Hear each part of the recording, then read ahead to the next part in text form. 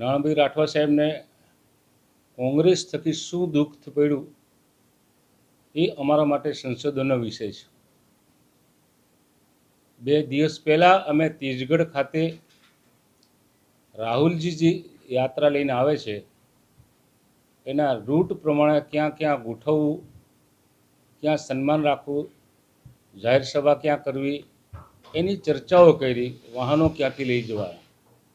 પણ અમને સહેજે અણસાર નહોતો કે અમને કોંગ્રેસને છોડીને ભાજપમાં જશે. ભાજપમાં કેમ જોડાયા એ તમારે નાણાભાઈ સાહેબને પૂછવાનું.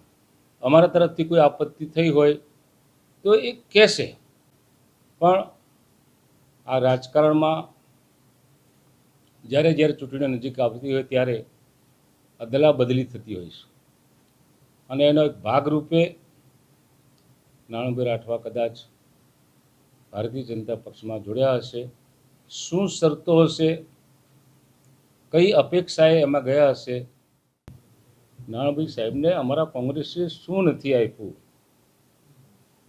લોકસભાના સભ્ય થયા, રેલ મંત્રી પણ થયા, રાજ્યસભાના સભ્ય પણ થયા, તોય એમને સંતોષ ના થયો તો ભાજપનો પલ્લું એમને ઝાયેલું છે. હવે ત્યાં શું આપવાના છે એ નાણાભાઈ સાહેબને પૂછજો કે તમને શું આપવાના છે. બાકી કોંગ્રેસે તો ખૂબ આપ્યું છે, પેટ ભરીને આપ્યું છે, એમ કહીએ તો ખોટું નથી.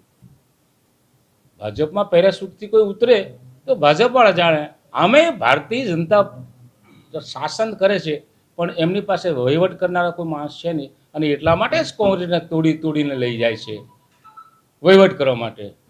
બની શકે કે આ જે જાય છે એમને પણ ટિકિટ આપે તો ગામડામાં વર્ષોથી કામ કરતો ભારતીય જનતા પક્ષના કોઈ પણ મિત્ર હોય એને આગળ વધવું હોય તો એને ખોટું લાગશે.